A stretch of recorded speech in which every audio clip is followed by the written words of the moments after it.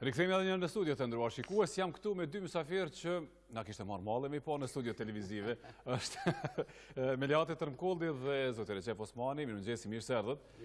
Edhe zakonisht jemi mësuar të flasim për tema ditore politike, por sot do të flasim për një ngjarje jashtëzakonisht të rëndësishme që ju e keni marrë iniciativën ta sillni edhe ta organizoni si konferencë shkencore. Është fjala për konferencën 140 vjetori i dëbimit të shqiptarëve nga Sanxhaku i Nishit në periudhën 1877-1878 dhe është edhe viti i këtyre aktiviteteve, se e kemi parasysh që janë shënuar edhe aktivitetet të tjera, nuk e di në çmas, por e di që ka pasur edhe publikime dhe botime. Dhe këtë ngjarje organizojnë dy organizata, apo jo, Qendra Dokumentare Shkencore në Prishtinë dhe Këshilli Kombëtar për Paqe dhe Integrim. Edhe njerë pra, faleminderit që jeni në studion e programit të mëngjesit. Është një konferencë dy ditore, ka shumë të ftuar, shumë, nuk e di, kishte edhe filma dokumentar, shfaqje të këtyre filmave dokumentar përgjatë këtyre ditëve dhe kumtesa, apo jo, referenca, kumtesa të shkencëtarëve edhe nga Kosova edhe nga Shqipëria, të njerëzve që kanë punuar nga kjo fushë. Po, pse ideja për ta sjell këtë konferencë në Prishtinë në këto dy ditë dhe për të diskutuar mbi këtë temë? Në fakt, vetëm disa sqarime.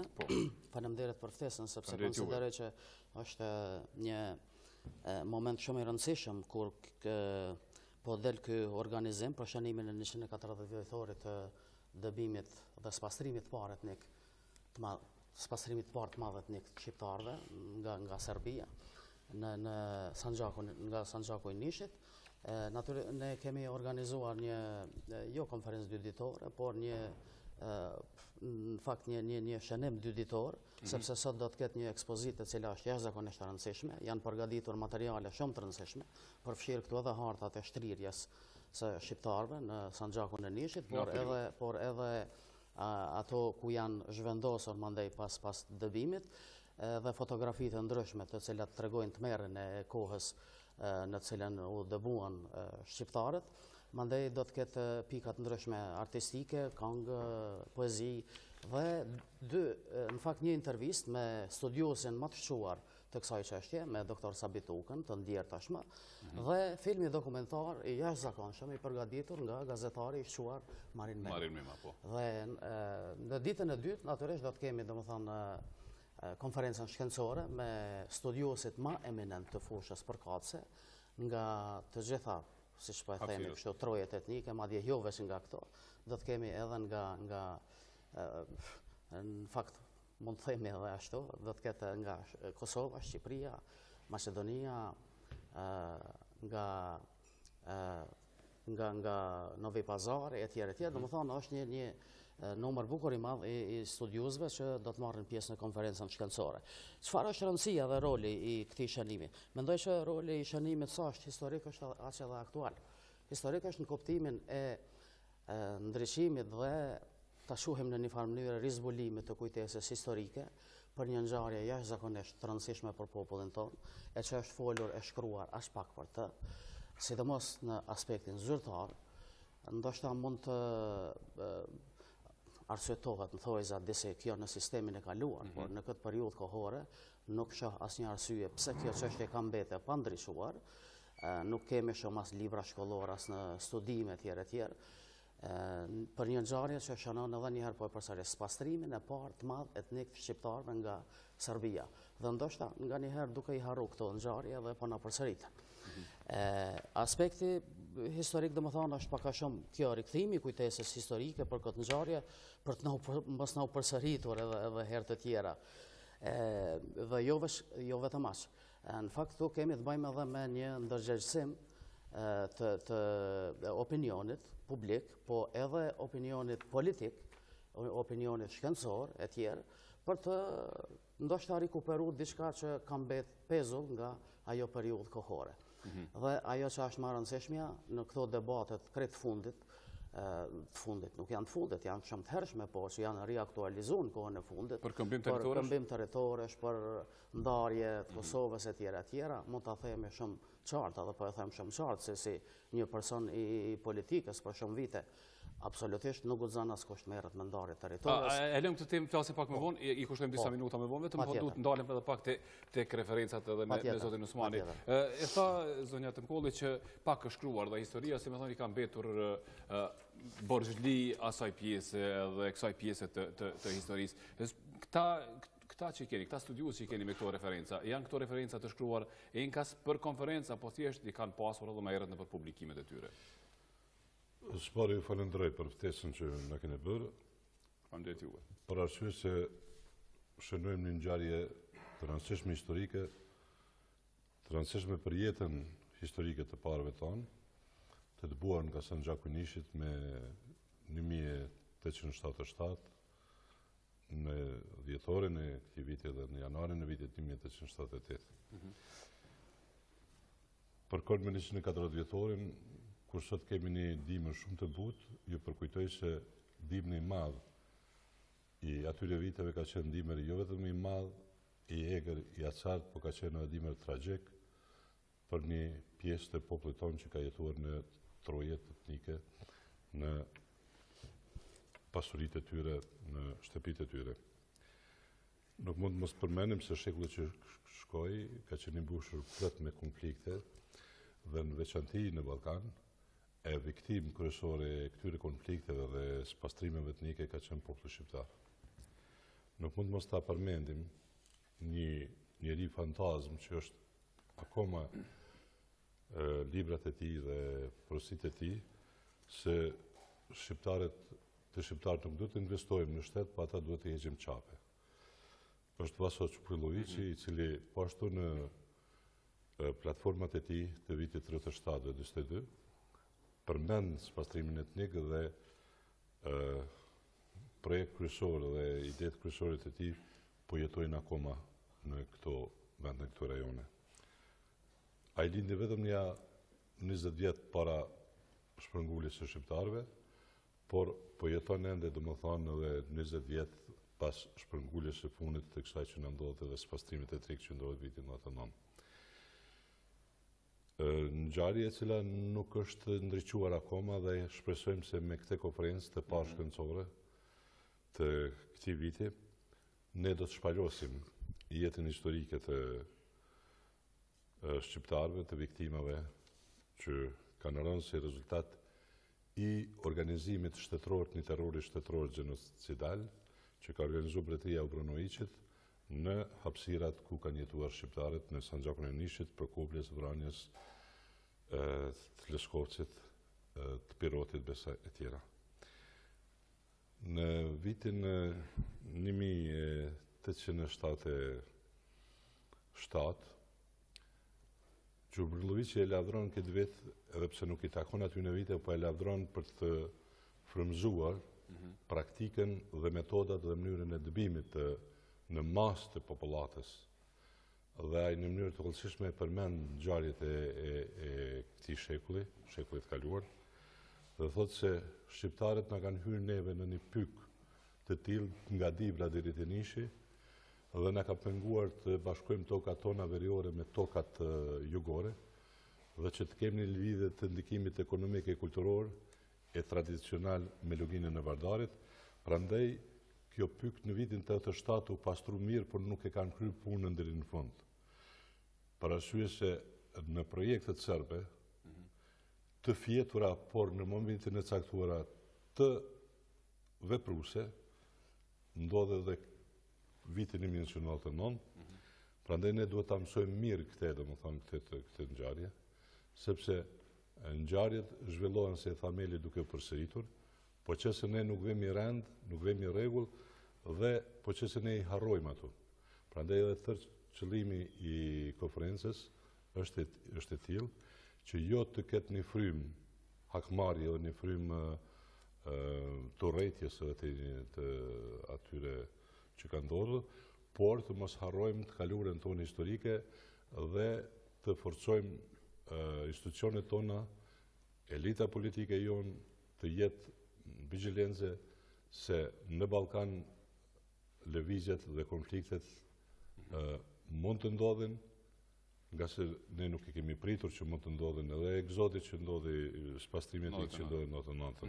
Po, te kjo pjesa si më thonë, e borxhlisë, e historisë që ka mbetur borxh kësaj pjese të historisë këtyre viteve, në mënyrë këtë nuk na ka ndalur ta bëjmë askush.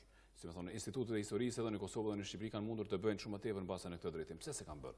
Ose historianët vetë thjesht nga korreshtja historike dhe shkencore për të bërë edhe për të ndriçuar ato që kanë ndodhur. Ka halumtime dhe studime në mënyrë individuale, po. Ndoshta po na mungon ai studimi pak ma i organizuar në kuptimin institucional, shtetëror, etj. Nuk e di pse nuk e kanë bo, por e di që krejt mundësit kanë qenë edhe janë për me bo. Po e përsëris edhe njëherë, nëse jo në sistemin e kaluar, sepse ne dim shumë mirë që politika serbe me çdo kusht është përpjekur ta fsheh këtë ngjarje, këtë tragjedi jashtë madhe të shqiptarëve, por tashmë na nuk kemi asnjë arsye që mos ta bëjmë këtë në mënyrë institucionale, shkencore etj. Edhe që thjesht të dalim, atë që e tha edhe zotin Osmani, të dalim jo për ndonjë hakmarrje, por e vërteta gjithmonë duhet dihet. Që ta mësojnë edhe gjeneratat e reja se çka kanë ndodhur. Edhe ta mësojnë gjeneratat e reja. Po këto kumtesa shkojnë në favor të asaj? Gjithsesi. Gjitha kumtesat që janë në konferencë? Kumtesat të cilat janë në konferencë, unë po them shumica dërmuese e tyre janë kumtesat të cilat janë përgatitur enkas për konferencën e nesërme që do të edhe kemi të dhëna që nuk i kemi dëgjuar pas më herët, nuk i kemi të shkruara në libra, në historinë tonë. Ka edhe dhëna treja, absolutisht ka edhe dhëna treja, madje sot në ekspozit do të kemi edhe fotografi treja që nuk janë pa deri tani. I kam disa që të kohë sa intervistën nuk e dini se janë të kësaj ka edhe treja të cilat nuk janë pa deri tani, por edhe harta treja të cilat deri tani nuk janë publiku spaku nuk opinioni, po edhe ai opinion publik, po edhe opinioni shkencor madje nuk i ka të njohur deri tani.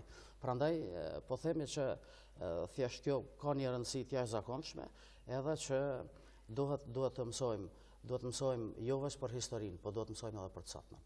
Sepse rëndësia e saj nuk është thjesht vetëm historike, vetëm ta shpalosim një ngjarje historike dhe ta vajtojmë si ka ndodhur etj.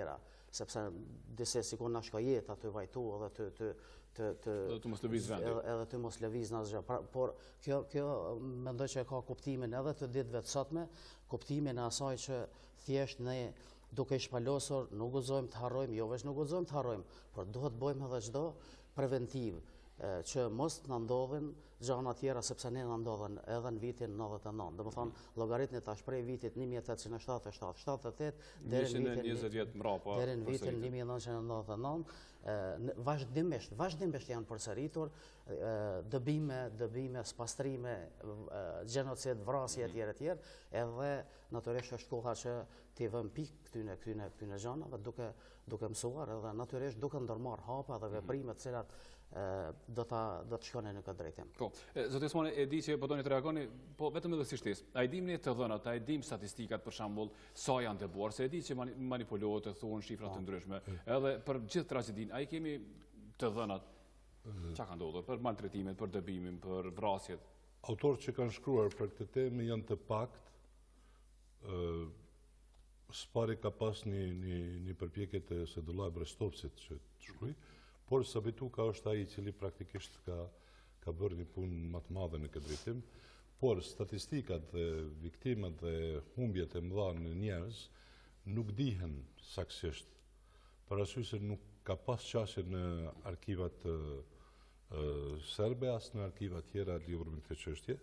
Është një libër i një intendanti ushtarak i cili ka shkruar një ditar rreth kësaj, është i përkthyer në gjuhën shqipe, kanë përkthyer në kohën e fundit shqiptarët e Suedis dhe lufta në Toplic, në të cilën vajza e tij mban një ditar dhe mandej i dërgon arkivit Serbisë për këtë çështje dhe libri nuk është botuar, libri është punuar, po është libër i pa publikuar dhe qëndron në arkivat e Beogradit, rrëksoj dhe ruhet natyrisht prej. Meqenëse se ky person ka qenë intendant, domethënë ka qenë në prapas vij, ky ka të dhëna vetëm për humbjet e palës serbe që kanë ndodhur në këtë, nuk ka humbje flet aty këtu për ngjarje epizodike që kanë ndodhur. Por vetëm në fjali duhet të them se spastrimi etnik është ideologji dhe politikë sërbe në vijimësi.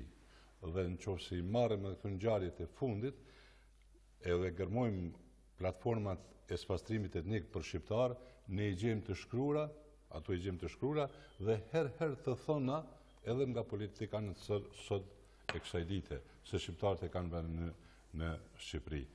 Ndërsa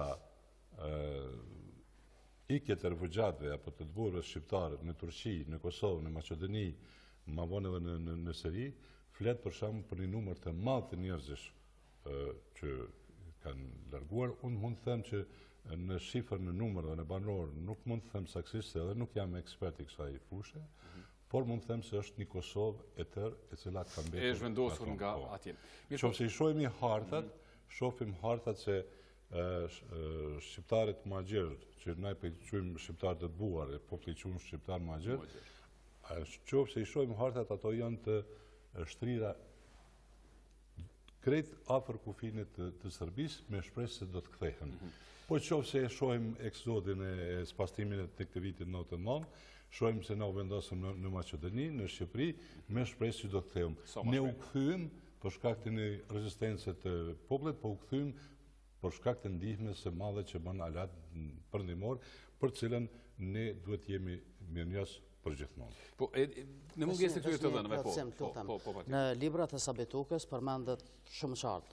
Librat cilët i ka 7-8 libra, dhe më thonë që madje me emra, me mbiemra të gjitha tyne dëbuarve, ku kanë qenë, ku janë të zhvendosë etjere. Në librin e tij përmendën shifrat dikon prej rreth 300.000 shqiptarëve të dëbuar të zhvendosur, pa llogarit ata të cilët janë masakruar, janë vrarë në mënyrën më mizore. Dhe për një territori, cili është afërsisht sa territori sa të Kosovës. Por që është i shpërndar. Jo i shpërndar, ai ka qenë një territor shumë, një territor kompakt, në fakt është një vijimësi e Kosovës, sepse ishte Dardani, edhe mos harrojmë, na prej aty kemi në këtë Dardanin, ju dini shumë mirë, kemi Konstantinin, kemi Justinianin, janë nga nishi.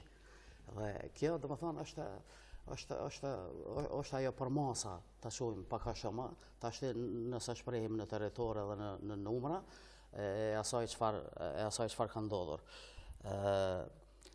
A vlen të pyes, po, në Tërmkolli, se kemi minuta të kufizuar në programin e mëngjesit, po ka mungesë mbase faktesh, ka mungesë referencash, ende nuk janë hulumtuar arkivat as sa duhet mirë, po gojdhënat janë përcjell brez pas brez, apo jo, sepse nga gjenerata në gjenerat janë përcjellur ato vujtje dhe ato që i kanë përjetuar njerëzit. Por janë edhe ato emrat, mbi emrat e këtyre familjeve që i kanë ruajtur nga fshatrat nga kanala, po jo, po gjithashtu janë edhe emrat e fshatrave, po ato, në shumicën e rasteve. Si janë ruajtur edhe ato fshatra, edhe këto gojdhëna. Gjithashtu gojdhënat, po janë edhe përmes këngëve të ruajtura. Absolutisht, janë ruajtur edhe përmes këngëve, janë ruajtur edhe përmes rrëfimeve, edhe përmes asaj e cila përcillet në popullin tonë, që fatbarësisht në mungesë të dokumenteve në periudhën kohore, ato e bojnë me gjitha të punën e vetë. Është shumë interesante, gjitha ato fshatra nga ku janë dëbuar, ata qytetarë, shqiptarë, autokton, mos harrojmë, na ishim autokton në atë vend, në atë territor, e kanë bardhë emrat e fshatrave në mbiemrat e tyre. Një nga ata është edhe mbiemri im. Tërmkolli, që dikush e ka vështirë ta theksoj. S'është më rëndësi. Është fshati Tërmka, domethënë është Tërmka, në rrugën sa dalësh nga Merdarja dhe kushdo që ka shku për Beograd, ka qenë derivan, tash nuk e di, është tabela Tërmka, është Tërbeza, është Qyçalla, është Gërguri, është Plana, është dhe më thamë profesore, i dim edhe në tjera, po për momentin ka është Qyçalla, është, dhe më thamë, janë shumë që janë bartur si mbiemra në vendet ku janë zhvendosur. A ka pasur tentime nga ana e Serbisë që atyre fshatrave t'u ndryshojnë emrat në mënyrë që ta humbin edhe këtë dëshmi, edhe këtë gjurë? Për sa dijonën shumicën jo. Se e di që deri vonë janë të ruajtur. Ju lutem, kushdo që shkon në Beograd dhe do ta shoh, prej Merdarës deri në hyrjet Beogradit, janë të gjitha ato vendbanime me tabelat cilat sot i mbajnë shqiptarët që me mbiemrat që janë jo vetëm në Kosovë, po janë shpërndarë Janë shpërnda edhe në Turqi, edhe në Macedoni, edhe në Preshev, Medvesh Bujanovc, tashma në krejt botë. Unë jam i fshatit Kojqiq. Po, edhe Kojqiq është fshati. Konqiq. Kojqiq është fshati, mbajnë bjemra shumë tjerë, po unë këtë rast nuk të bëj reklama s'kujt, po kirurg më të njohur sot që ka Kosova në Shqiptari, tre vllaznet Besnik Kojqiqi, Albin Kojqiqi dhe Fatos Kojqiqi, atë janë të fshatit Slatinë e Madhe tash, edhe tash punojnë në Spitalin Amerikan. Që kanë bërë emrin në shkencë, janë prej asaj pjese. Pra ajo pjesë ka dhënë edhe pasardhës, domethënë me intelektualët e përgjithshëm. Po na mbetet pa folur për këtë temën e këmbimit të territorëve që është riaktualizuar për të satën herë, apo jo, nuk e di, herë po shon, herë ngritet si temë kjo edhe për fajin e politikanëve, edhe në Serbi, edhe në Kosovë, edhe në Shqipëri tashmë e kemi zëra. Një diçka shumë shkurt nëse mund të më thoni. Ju e quajtë të rrezikshme edhe si ide. Jo, lutem, kjo ide është që nga periudha e para luftës kur e ka ngrit publikisht Qosiçi. Dobrica Qosić. Më vonë ka artikuluar edhe Miloševići. Jo, ja ka bërë koxha shumë hizmetin Rexhep i Kosovës, i unë. Edhe mandej e kanë vazhdu edhe të tjerë, edhe tashmë është reaktualizu. Unë them është me rrezik jashtëzakonisht madh, sepse kjo, kur po thuhet shkëmbim territor, është në fakt është ndarje, tendenca për me nda Kosovën, veriun, nuk di çka tjetër, e që nga politika jonë po përkthehet si shkëmbim territorësh. Po cilat do të qoftë? Është tepër e rrezikshme. Do janë territore shqiptare të dyja, sepse që të dyja janë territore shqiptare dhe madje territori shqiptar është deri në Nish. Deri te Molla Kuqe, atë që kemi ndoshta tutje. Po, filmi dokumentari Marin Memës është gjurmë shqiptare deri te Molla Kuqe. Që shfaqet sot ishte dokumentari në bibliotekën kombëtare. Shumë faleminderit, e di që kemi shumë çka për të diskutuar, besoj që kolegët e emisioneve të mbrëmjes ku kanë hapësirë më shumë mund t'ju ftojnë edhe të diskutojnë më tepër. Edhe ekspertat që na edhe absolutisht edhe më shumë se sa ne. Po, shumë faleminderit për prezencën dhe uroj t'ju shkojë mbar kjo konferencë që e keni përgatitur. Të nderuar shikues, ne shkputemi këtu nga programi Mëngjesit, e ndjekim një blok me reklama, më njëherë kthehemi me materialet me ngjarje tjera që janë përgatitur për sot.